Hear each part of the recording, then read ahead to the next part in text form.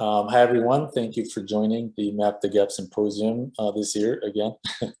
My name is Tom Riquetter. I'm one of the co-founders and directors of Map the Gaps, and we're all excited to have you here on this special session to hear more about some of our alumni activities. Please also join us for the next session as well, right after this one, for some closing remarks about the symposium. I want to start by introducing our panelists, our speakers. First, Roxy Rochelle Wigley, who is the GEBCO program director at CCOM, has been doing it for 7 or 8 years now. She's a year 1 GEBCO alum herself, from South Africa originally. We also have Walter Peralta from Argentina, one of our more senior alumni as well. We have Luisana Osorio. She's at sea right now, but she's prepared a great talk for us, along with Diego Billings from Jamaica as well. And last but not least, who's not able to attend, Milton Sanchez from Chile, my GEBCO classmate as well. He's not able to attend, but he also prepared a talk for us, which we will show later. So let's start. Sorry, Roxy is year 4, Walter is year 1. But that won't hold us back. Let's start. Roxy, go ahead.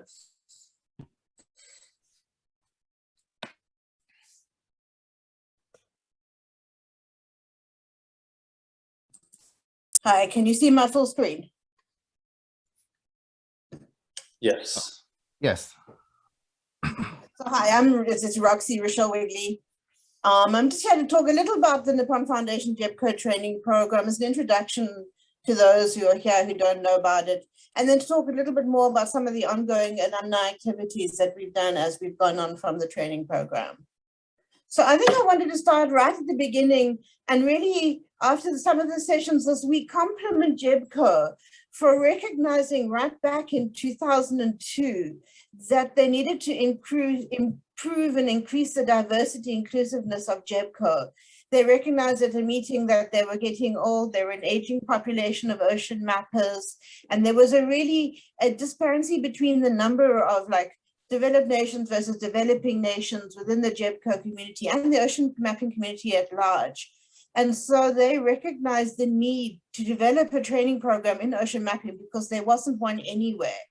And so the objective was really to train this new, diverse and globally located and distributed generation of scientists and ocean mappers to raise international awareness in ocean bathymetry. And I think as we go through this presentation, as you've been through the symposium this week, you'll see just how successful they've been at meeting these initial goals they set out. So in 2003, the original people who started the training program approached the Nippon looking for funds to fund this training program and get this initiative going. The Nippon Foundation is a charitable organization that's been around since 1962, and they're remarkable in that they believe that you can build a society where people will support people. If you get people involved, people passionate, they make a difference. And one of their main fields of activities is the future of our ocean. And the GEBCO training program is now one of the scholarship and fellowship programs that they have under this future of our ocean. And they've been funding us now for 18 years, which is quite remarkable. So the training program is held at the Center for Coastal and Ocean Mapping, Joint Hydrographic Center at the University of New Hampshire, which gives me probably the longest job title in the world. But what's been fantastic about this is we've been with CCOM right from the early days of CCOM. So we've grown with CCOM, we've developed with CCOM, but it's also allowed the alumni to network and be part of the greatest CCOM alumni network, alumni groupings, but also to know the people that have taught at CCOM to get access to some of the best knowledge in the field and some of the cutting edge knowledge as people come through CCOM working on different projects at CCOM. And also CCOM is installed in all of the people who come through the program, whether they be GEBCO alumni or just graduate students. There's real deep passion for the ocean, which never goes away, and bonds us over the years with everybody within the community to really want to map and understand our oceans. The training program is a really intense program for the students to do it. For those of you who've been through it, you will all commiserate. We work them really hard. It's a full year of both academic and practical training, but we're learning from some of the best teachers in the world. So, and I think what a lot of people recognize and have recognized coming through the program, that you can just learn as much as you want to learn. They are the people there will continue to teach you when you go home, go afterwards. They're people to answer all your questions for you. So although we'd only do an introduction in the year, it's a start of the learning process for many of the alumni. We also then have the summer hydrographic field course, which puts into practical training everything that their people learned. Pre-COVID, we used to have a visit to the Boulder NOAA facility in Boulder, which was fantastic. And we've always had lab and cruise visits. The last two have somewhat taken the COVID and the lack of travel, but hopefully in the new world, as things improve, we'll be able to get those going again, because some of those lab visits have really been fundamental in changing people's careers as they've moved forward and gone home. So I think when I say this program's been really successful, I mean, how do we measure the success? And I think this map is one of the real best ways of indicating how successful we've been, in that we really do have a diverse network of alumni. We now have 108 scholars from 44 coastal states, from small island nations to big countries, from developing to developed. We're not perfect, but we're getting there. But we do now have alumni in nearly all regions of the world, so that can help us understand the way people work, the way things are done in their home nations, and help us become more inclusive in our approach to how we do ocean mapping. I think one of the other ways that this program's been really successful, that aging population of GEBCO has definitely changed. We now have alumni throughout all the sort of places within GEBCO. We have guiding committee, we have vice chairs of some of the different committees and subgroups. We have 3 people working with the subcommittee on undersea fish names, or SCAFN, which Walter will talk about a little bit further. We have Aya, who's been fundamental in organizing the symposium that we've been working on. And I, as an alumni, now running the training program. So we really are everywhere in GEBCO, increasing both the diversity and just sort of general diversity in terms of education, background, age, gender, which has, I think, been really good for everybody. Another key of our success is how involved we are in the Nippon Foundation GEBCO CEBA 2030 project. Recently, in June of this year, Shireen was appointed the head of engagement and development within the CEBA 2030 project. And she's really going to be instrumental, we hope, in bringing all the alumni into projects to get them more involved in CEBA 2030, because all the alumni, nearly all the alumni, want to be able to give back, work on projects, and continue to grow in mapping our ocean. We also have Yulia, who's on the strategic advisory group. We have 4 alumni who've been employed at regional data centers. And then a number of the students have done their lab visits at the regional data centers over the years. So kind of introducing them to the CEBA 2030, and then I'm allowing them to take home the knowledge they've gained of these regional centers. I think one of the biggest successes and the thing that really put our name on sort of out there was that we won the Shell Ocean Discovery X Prize. And many times we've been asked, why did we think we won? And I think one of the things we need to think about is it was our diversity. It was that we worked together as a team really well. We each found a niche where we were good at, and we were allowed to develop our own skills, and we worked together. But I think one of the things that was really fundamental to it all, education that we got and the passion that we got as a team, and the commitment to working together with our partners to map the ocean. And so after X Prize, the big question was always, well, where to next? And for many of us, it was to bed for about a year. But then after, we really needed to think what we were going to do.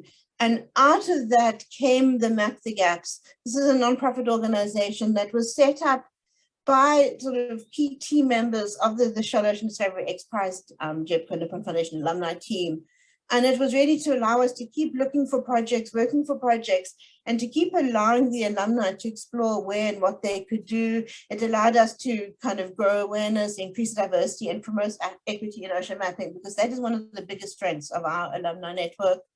In 2019, when we formed, we sent out an email, and it was kind of unanimously agreed that Map the Gaps would rep the sort of the alumni network of the Nippon Foundation GEBCO training program. So that's kind of where we're sitting now.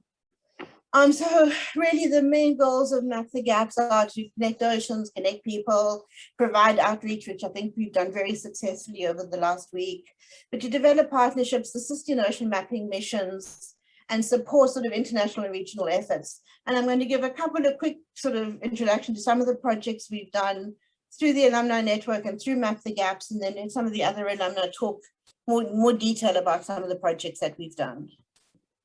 So I think I'm going to start with the Caledon project, with working with Caledon. It started through CCOM with Larry and I, with Larry supporting alumni getting onto the Caledon, on the pressure drop for transits, and then some of the deep dives. Victor Vescova recognized that he had a multi-beam and that he was going from trench to trench and that the system wasn't being used.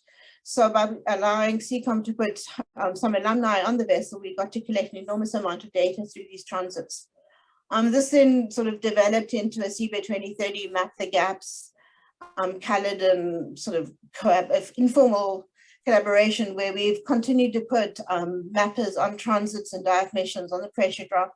We currently have 2 on board. Lusana might be able to talk to us from day to day who goes on board. And Cebu and Carolina just got off. So not only are we allowing transit data to be collected and mapped, but we're also giving alumni the chance to develop their skills, work with new systems, and really continue to develop the skills that they gain through the training program. This has been spoken about before. Another really good example of sort of a collaboration between CB 2030 and Map the Gaps was on this UTAS project, where 9 team members from 9 different countries working from 8 different sort of global locations controlled all the mapping during the unmanned survey. Unfortunately, the systems didn't work well enough to clean data, but we could kind of we did all the survey operations and then cleaned the data when Seekit came back to port after 22 days. And having this data set allowed the alumni to also work really closely with CARIS. And we process the data in a number of different ways, testing some of the CARIS Mirror AI tools. So also again, introducing some of the alumni to cutting edge technologies and software, but also allowing us to show what we can do when we globally distributed. Working 24 hours a day when we have people around the globe is relatively straightforward. And then the final project, which I'm not going to say very much about because Dusan and Diego are going to tell you more about it, but it was this really exciting project where we had the partnership between Map the Gaps, Fabian Cousteau Learning Center, Proteus Ocean Group, Ultrasonic, and the work they did in Curacao. And so I'm going to leave that for Diego and Dusan to tell you about.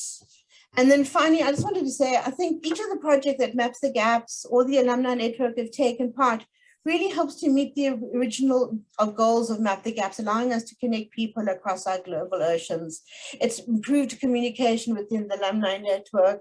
It's allowed cross-year networking, which has been really important. And I think one of the things that I find truly remarkable from this training program is I can put 2 alumni from 10 years apart and they can talk like they're old friends because we have this really common bond through CCOM, through the education, through the passion we have that we got through the opportunity the Nippon Foundation gave us to be part of this training program. And we really do now have this diverse network of alumni that's been introduced to the ocean community. And this presentation also came at a perfect time because this morning the press release went out. There's now a formal MOU in place between the Nippon Foundation, GEBCO 2030 project and Map the Gaps, where we really go to try, work together to increase the understanding of the Welsh Ocean, allowing these alumni to get involved in CB 2030 projects to help sort of the goals of everybody to map our ocean. Just thank you. We really are an enormously diverse group of people from around the globe with diverse backgrounds, education, interests, passions, but we're all there to work together to map the oceans. So thank you. Thank you so much, Roxy. Are there any more questions? We have time for questions. Please use the chat box or the Q&A window. Any raised hands I'm not seeing right now. All right, so I guess we will move on to the next presentation that Luisana has prepared for us while she's at sea. It's recorded and I will share it with you in a moment.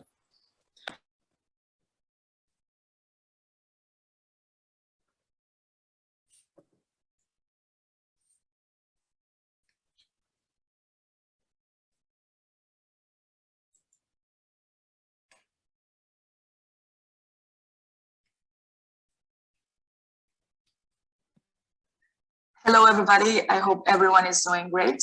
I decided to record this video because I am currently mapping some gaps in the South Pacific Ocean on board the DSSV pressure drop. And as you can imagine, internet is not great.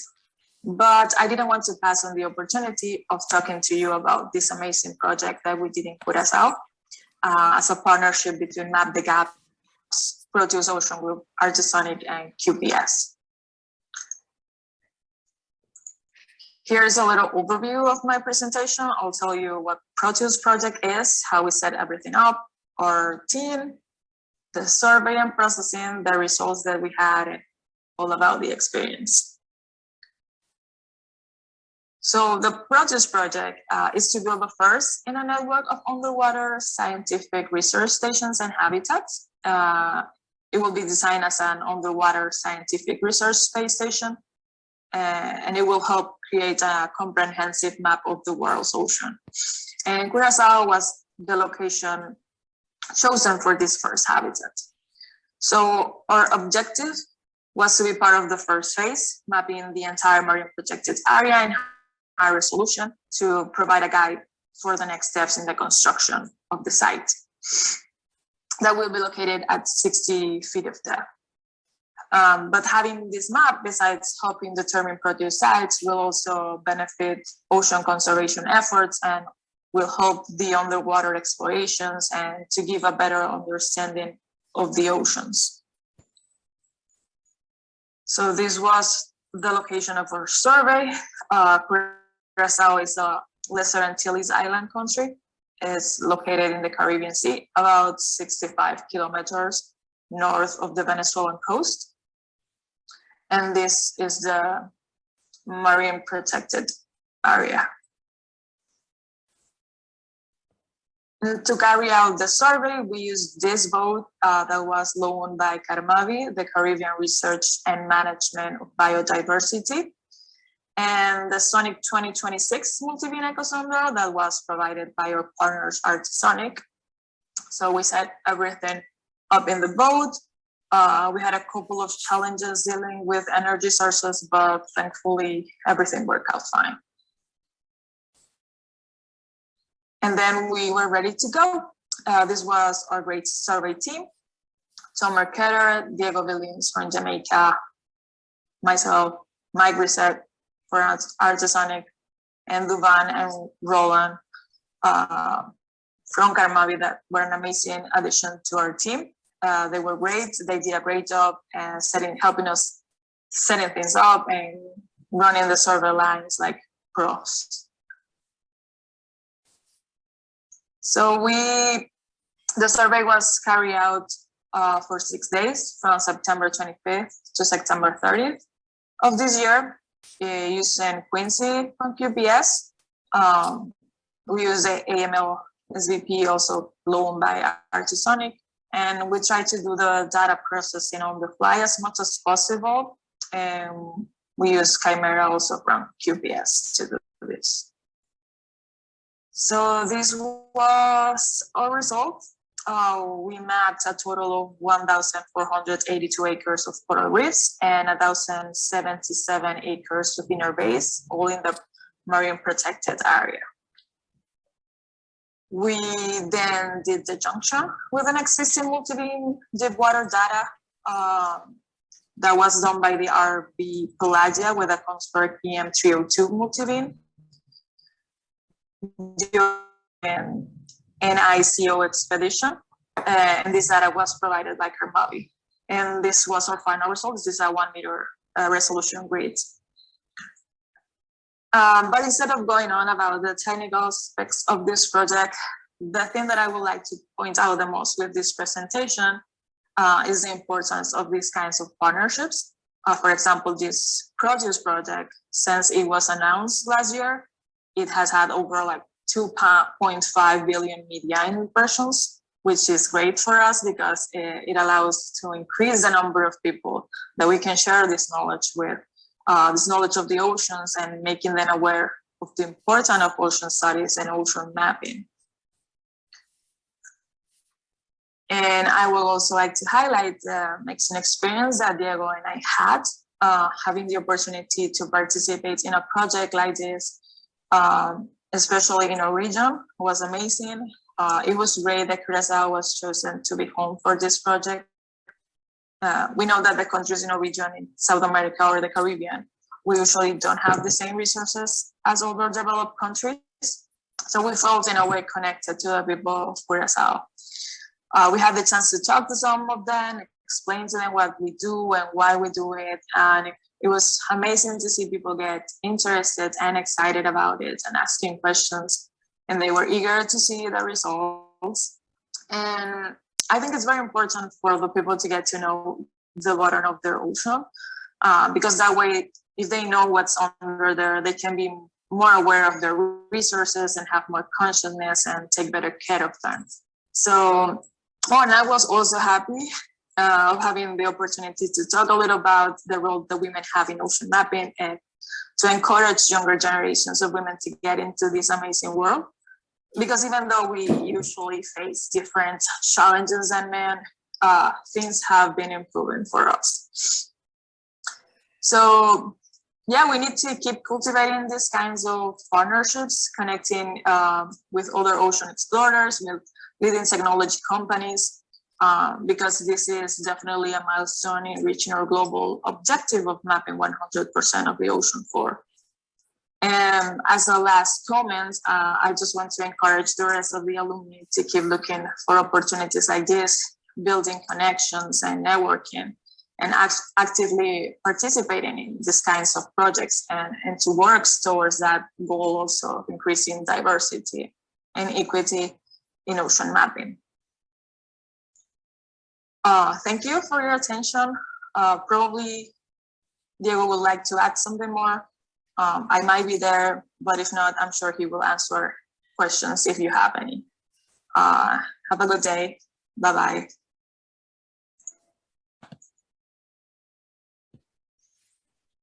All right. Thank you, Luisana and Diego, for preparing that. We have some time for questions. You can see the first one. I guess, Luisana, this is for you, if you're able to hear us and answer. How did you feel to be the only woman in the mission? Do you feel women have potential to develop offshore projects as any man can do?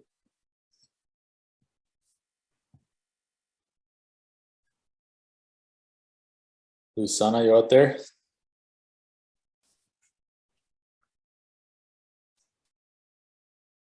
Right, I guess she can't, she's not able to respond now. Well, I'm not a woman, so I can't answer that. Roxy, maybe you've been out at sea as a woman. You've been heading other projects or surveys similar. Would you be able to share some perspective on that?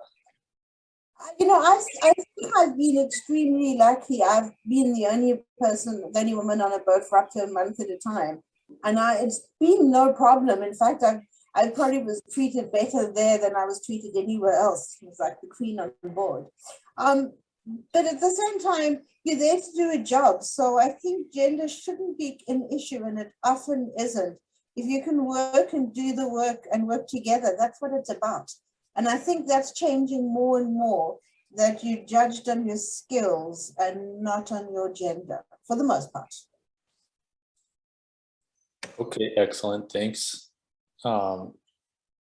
Any more questions or comments on that aspect of the work at sea? We do have another question from Everett Flyer. He's asking if the high resolution data collected in Curaçao is going to be shared with the Hydrographic Office of the Netherlands, who is responsible for the nautical charting. And as the person who coordinates this project, I can say that the data will become available to the public, which is part of the Map the Gaps mandate and vision, to make all the information about the seafloor accessible to all. So definitely yes, the data will be made available, and we can definitely coordinate the transfer of that.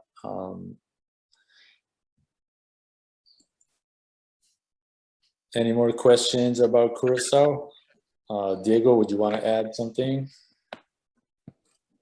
Yeah, sure. I would like to add. Well, this is just my experience, and as after the project, when I spoke with Tim, I let him know exactly my experience, and that is that it showed me like the importance of equity and diversity in ocean mapping, right? Because to have so many nationality functioning together as a team was just amazing, and the wealth of knowledge that was shared between us allowed me to improve my skill set in the field of ocean mapping, and also getting to work with Mike Brissett from R2 Sonic. It helped me to develop more as an hydrographer as well, because I learned a lot from Mike, especially his work ethics. It's actually top notch. And he never got tired of us asking him questions, which I really appreciated as a young hydrographer. Mike really took the time to show us anything that wasn't clear to us, and we learned on the fly from a very experienced hydrographer. And also, during mobilization, I was surprised how interested the members from Carmabi, which is Duvan and Roland and the Porteous group, was in what we were doing. The willingness to learn was just amazing, right? The conversations were incredible, knowing that we were from the region. It's like they accepted us as citizens of Curacao. And this showed us how important it is to have ocean mappers from a region, because people can relate easily. And also, I should mention Fabian and the Porteous group, Deb and Alex. Yeah, they are wonderful people. And Map the Gaps is not only about connecting ocean, but also people. The love and respect they showed our team in Curacao was wonderful. And to know the amazing work that Fabian and the Porteous group is doing is really great. And I should actually touch on this. I won't be long. Not having the cutting edge technology can hamper your growth and development as an hydrographer. Technologies in ocean mapping are changing every day and in our field. And not having these top of the line technologies in Jamaica is really a big setback. And I was given this chance to work with R2 Sonic 2026 system, which was a really amazing system, right? And I should also, I cannot finish this without mentioning CECOM. The important role the center played in training us, you know, the likes of Larry Mayer, Andy Armstrong, Seme, John Hugh Clarks, Brian Calder, Giuseppe, Larry Ward, and the entire staff there. CECOM is all about inclusiveness, diversity, equity, and this helped us to fit just right in Map the Gaps, because all of us as GEBCO alumni was trained at CECOM. And last but not least, the team at the helm of Map the Gaps. Tama, Tim, Roxy, I, and Neil. You guys know the importance of equity and diversity in ocean mapping. And I just want to say on behalf of Louisiana, and I thank you for this great experience for our growth and development. Thank you. Excellent. Thank you, Diego, for your comments. Any more questions about Curacao? I don't see anything specific coming up. We'll be happy to address the other questions later. But right now, I want to hand over the mic to Walter Peralta from Argentina.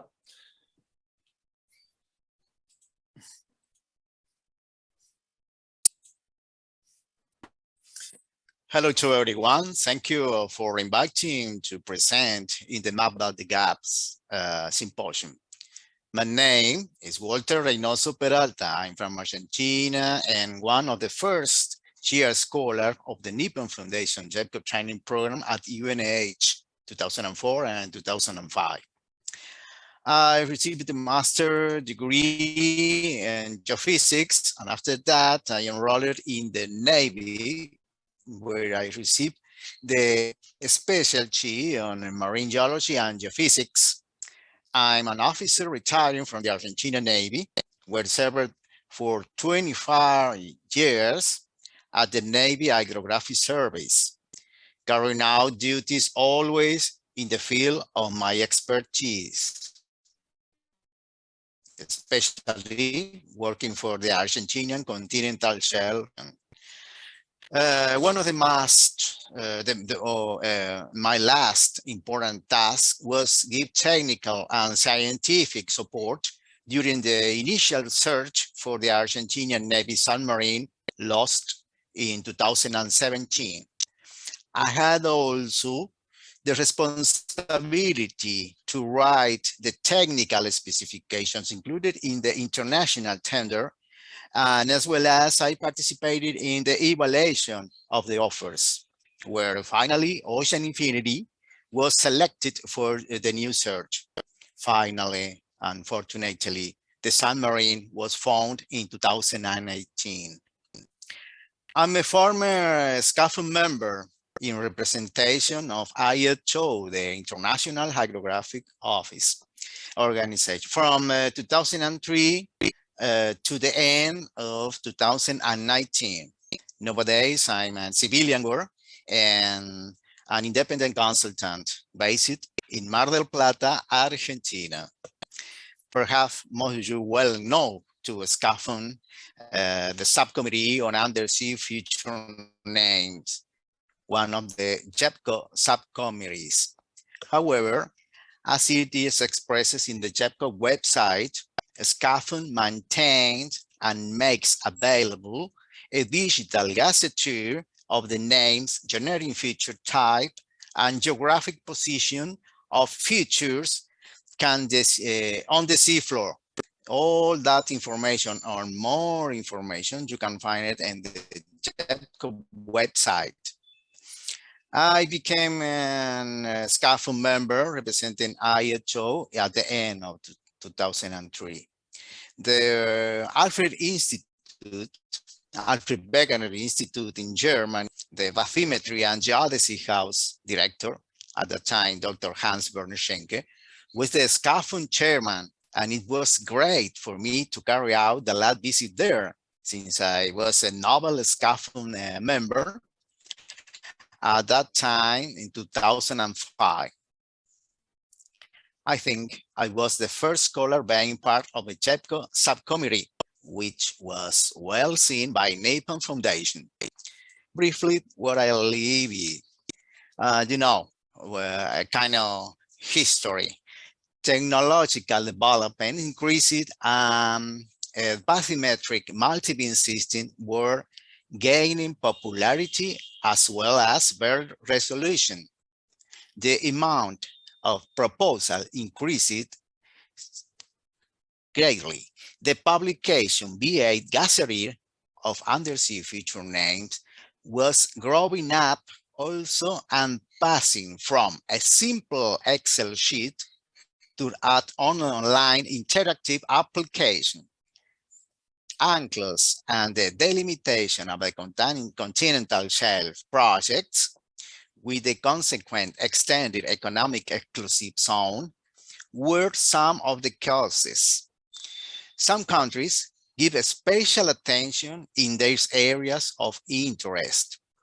For example, New Zealand was the first country to request formally to SCAFM to not approve proposals submitted by other countries in its area of interest. It means in area of the extended economical exclusive zone.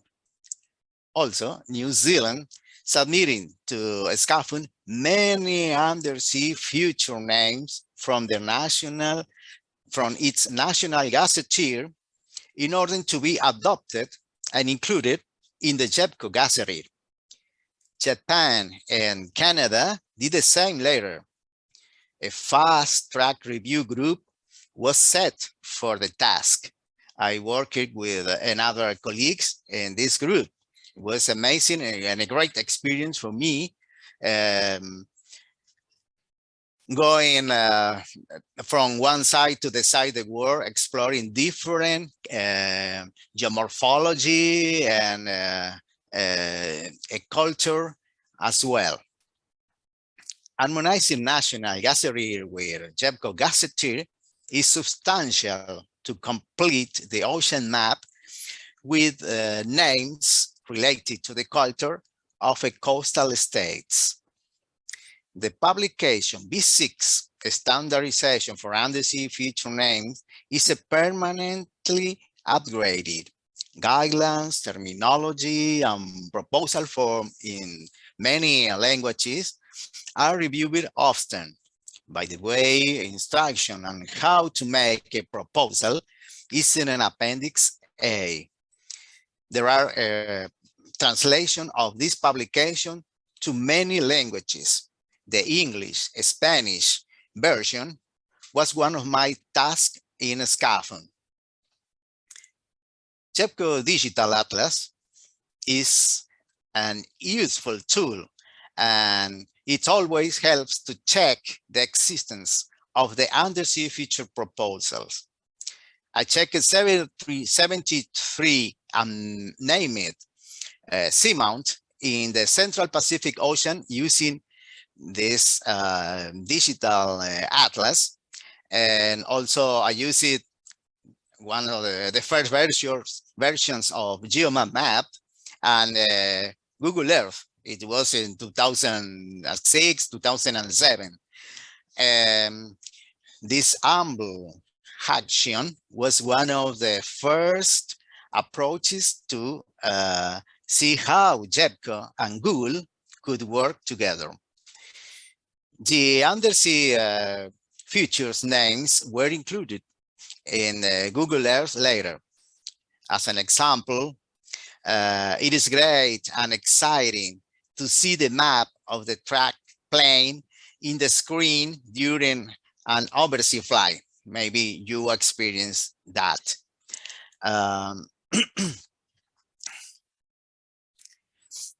The same happens when the credit shows to GEBCO in Google Earth. Now there are new app developments to review proposals before the meetings and to make proposals online either. It contributes to take an agile decision about proposals during the meetings. The other side of the coin in Scaffold have to deal with some special cases in the frame of geopolitical because of disputed maritime zones. There are many maritime limits in conflict and claims territory between countries. Scaffold reviewed its term of reference and rule of procedures and stated that the subcommittee will not consider undersea future name proposals that are politically sensitive. Right now, there are many cases still on the table. As a conclusion, I just want to congratulate to whom are actively working to get all gaps mapped. Do it as much as possible to achieve the objective by 2030. You are doing very well. You are getting more and more popular, especially in the developing countries.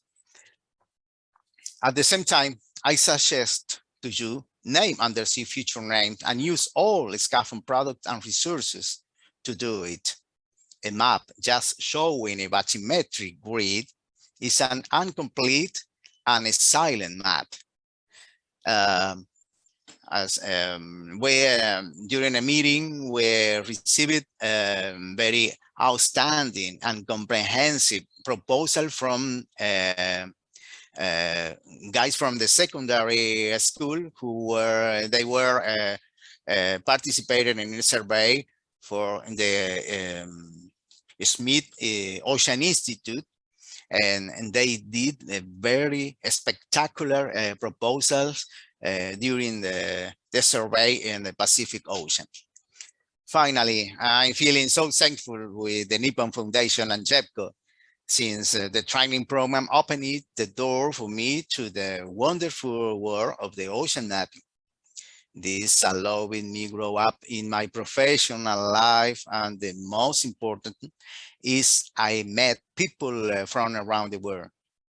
For example, Dave Monahan, Larry Mayer, and SIGCOM staff, classmates, scientists, hydrographers, scholars, and specialists were my colleagues in Scaffold, to whom I deeply respect and admire. Thank you thank you to the symposium organizer for giving me the opportunity to be presenting, and all of you for attending. Thank you very much, and keep health. Thank you, Walter, so much. It's an honor to have you speak and share some of your experience with us. I want to invite any questions for Walter. Not seeing anything come up.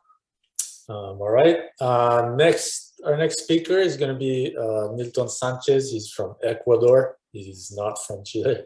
He was my classmate year 10 GEBCO, and he has prepared a talk for us, and I'm going to share it with you. It's recorded.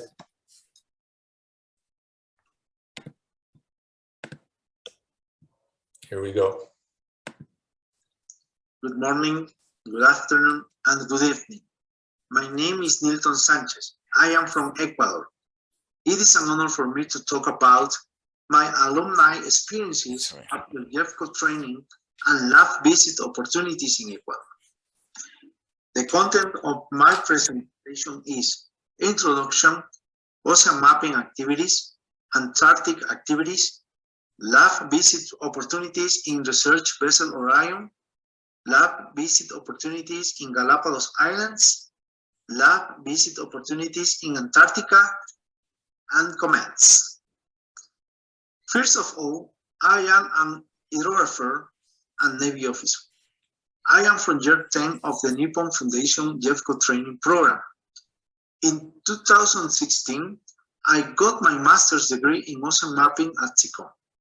After my GEBCO training, I took part in several hydrographic surveys in the Eastern Pacific Ocean, also in geodetic surveys around the Amazon River.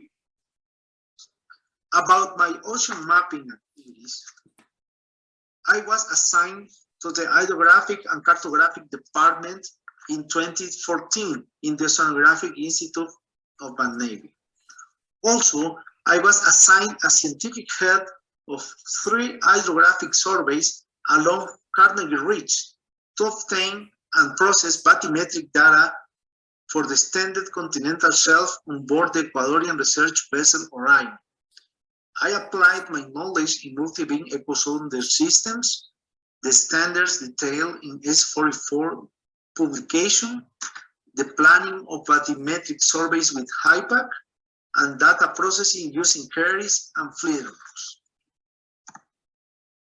In my first hydrographic survey, we mapped the continental slope of Carnegie Ridge between November and December 2014, in depth between 2,500 and 3,500 meters. We identified some seafloor features with carries, and we also identified a potential area for the formation of massive polymetallic sulfides with flaremounts. In my second hydrographic survey, we mapped the same seafloor features between February and March 2015, in depth between 2,100 and 3,500 meters. We got more details of them, for example, the type of sediment and areas of high activity of tectonic plates movement. Each hydrographic survey was more interesting than the previous one. Therefore, it was conducted a third bathymetric survey in May 2015. We identified an escarpment area, a deep valley, and a submarine canyon with approximately 500 meters. Likewise, with the CTD cast, we identified an oceanographic condition similar to the El Niño phenomenon, so we warned our authorities about that. Between 2018 and 2019, in complement with my master's degree, I was assigned as head of the Continental Shelf and Seabed Direction in the Oceanographic Institute. The work was focused on the extended continental shelf, geodetic surveys, and the preliminary identification of non-living resources in the seabed and subsoil. As a result, both my country and Costa Rica presented to the Commission on the Limits of the Continental Shelf a first joint presentation for the extension of the continental shelf in December 2016. About my participation in geodetic surveys, I was part of the permanent joint committee of Ecuadorian-Peruvian border delimitation. In this, I was a member and a technician in geodesy, updating border milestones geographic coordinates in the Ecuadorian and Peruvian Amazonic region. And I participated in the delimitation of the Trade and Navigation Center's geographical coordinates in Sara Melissa, Peru, in compliance with the Treaty of Peace. About my Antarctic activities, in 2020, I was the executive officer of the Ecuadorian Antarctic Institute and scientific head of 25 Ecuadorian Antarctic expedition between 2020 and 2021. I took part in a joint project with Colombia to determine the contribution of atmospheric pressure on sea level variations in Antarctica, and we collected and analyzed sea level, tides, atmospheric pressure, and harmonic constituents there. Now, I will talk about lab visit opportunities with my country. We can offer participation in hydrographic and oceanographic surveys. You can improve your skills with multi-beam echosonder and data processing. Also, you will have the opportunity to collect oceanographic and meteorological data and whale watching. We can allow the visit of maximum 4 alumni or GEBCO students. We can provide food during the survey period. We can help with accommodation before and after the survey, and we can help with the shuttle to the airport. About lab visit opportunities in Galapagos Islands. We have radionuclide and infrasound stations, so we can give you access to real-time data generated by the equipment. You can propose projects for monitoring oceanographic and meteorological parameters and projects related with microplastics. You can also participate in oceanographic surveys on board the research vessel Sirius. Pitifully, we have some limitations, especially with accommodations, but we can manage it, and we can talk with cheaper hotels. We can help you with the shuttle to the airport. And about lab visit opportunities in Antarctica, we have our research station in Greenwich Island. The researchers can propose any project about the Antarctic environment, climatic change, and technologies applied to Antarctica. There is accommodation for 35 persons, ground and boat transportation, laboratory areas, instruments, and research equipment. We can provide you transportation from Chile to Antarctica and vice versa, polar clothes, free food during the expedition, and medical attention. My final comments. In my opinion, the GEBCO training program is outstanding because I applied my knowledge in ocean mapping, geodesy, tides, UNCLOS, and data processing. The program benefited me in my professional and academic career because I was the only person in my country who had updated knowledge in ocean mapping and everything related to the operation of multi-beam echosonder. For this reason, my Navy supported my master's degree in 2016, and with my directed research, I collaborated with my country to prepare its extended continental shelf submission to the United Nations. The GEBCO program let me strengthen my hydrographic network. I had instant communication with some partners, and I could share some knowledge with them. For example, with my friend Revi Heimaneden from Mauritius, he helped me a lot with data processing, and with Hugo Montoro from Peru. He helped me with some geodesy and ocean mapping topics. Thank you for listening to my presentation. And if you have any question or request, please email me.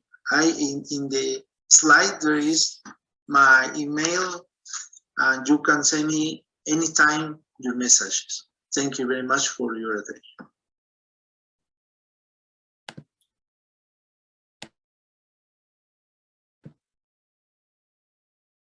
All right. Thank you, Nilton, for your video, for your presentation, for sharing some of your experiences. Let's see if we have some more questions coming up. We have some greetings from Venezuela for Luisana. I don't think is she still online with us? Nope. But yeah, she was a great part of the team down in Curacao. Some more comments. Some people had to leave. I just want to say that our next session, which is the closing remarks, is coming up in just a few more minutes. And we're going to be using the same Zoom link so we can all stay online. And I want to encourage some more discussion about the GEBCO training program, about the projects we're doing, about the achievements that we're seeing worldwide, and how people coming out of the program and advance in this world to very senior positions. Yeah, Jamie, can we get Jamie to unmute? He's asking to speak. Jamie, hello, is that working? Yes. Oh, hello. I just wanted to come in right at the end, and I know time is pressing, and you've got the sort of final closing words in a few minutes. So I'll be very brief. I'd just like to say that again, and it was great that Roxy made the press release today for our MOU. It is just the next stage in the CBED 2030 Map the Gaps relationship. We've been working closely on a slightly ad hoc basis, noting that Map the Gaps has grown over the years. This formalizes things better, and I think that's going to be a great opportunity. Clearly, CBED 2030 is very niche. It's bathymetry in areas where no bathymetry exists. It's generating. It's the accelerator to the GEBCO grid, so there will be aspects of Map the Gaps that we were not involved in, and that's perfectly fine. It's the same with all our other MOU partners, in fact. Shireen's position is, again, very niche. It's to look at how we can interface alumni activity to support the CBED 2030 mission. She will not necessarily reach out to all the alumni. She will be going through discrete channels, and we will look at how we can do that, not just by helping support mapping operations, but also potentially aspects of post-processing, data backlogs, etc., etc. A lot of that is fraught with equipment, licensing, hosting challenges, so there'll be more about that as and when we build that particular aspect. But if you've got any great ideas, either come through Map the Gaps and come to us in CBED 2030, or go to Shireen or come to me.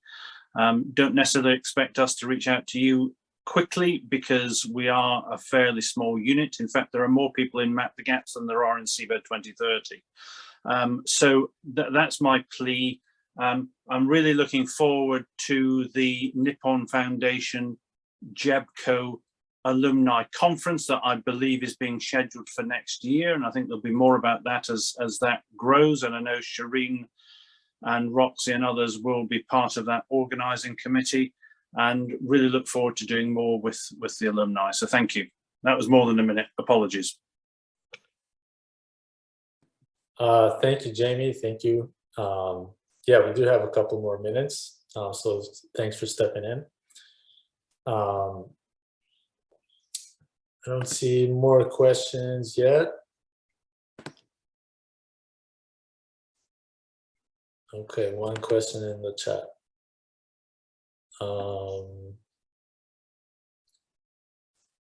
Roxy, a question for you. Yeah, so that's right. Yes, I do think that to answer Jamie's question, yes, there are two places to look up more about the training program. One is on the CCOM webpage, and the other one is on the GEBCO webpage itself under training. There's a lot more information there. And I think my email address is linked to both, but it's also at the beginning of this presentation.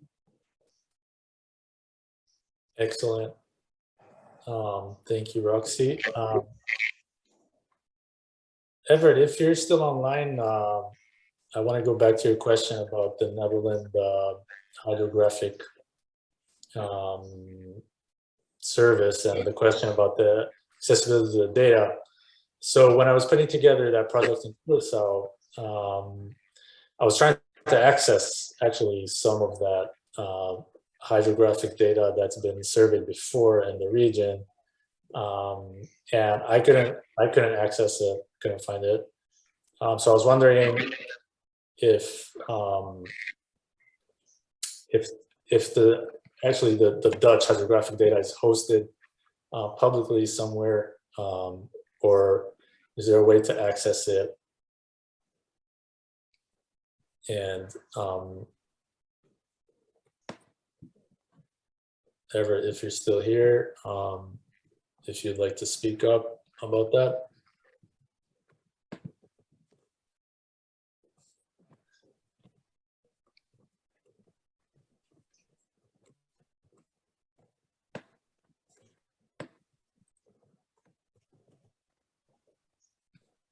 Yeah, I can see Everett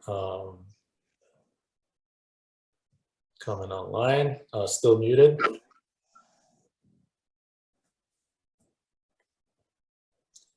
All right, I guess we can't answer that right now.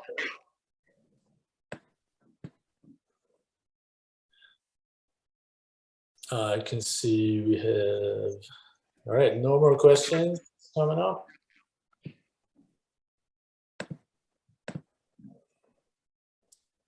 Thank you for the comment, Lindsay Hens. Oh, Everett, are you there? Yes, I am, Thomas. Sorry, I didn't get the question. Could you repeat that for me, please? Yeah, sorry. Yeah, I was just saying, going back to your original question about our mapping data from Curaçao, if it will be made available to the Dutch Hydrographic Service. And of course it will be, as it's part of our policy and mandate. And I was gonna ask, I remember putting together the project and researching all the available data from the region. I couldn't really access the Dutch data from that part of the world, and I was wondering if it is actually available anywhere to be used. It's a good question, and let us connect offline through email. I know the national hydrographer of the Netherlands very well, that being part of the Netherlands Navy, and then me having been in the Netherlands Navy for 24 years. So I know Mark van der Donk very well, and it should be easy to find out. We can reconnect afterwards. Excellent, I appreciate that. That'll be super helpful. No problem. All right, I think we're ready for our next speakers for the closing remarks session to take over.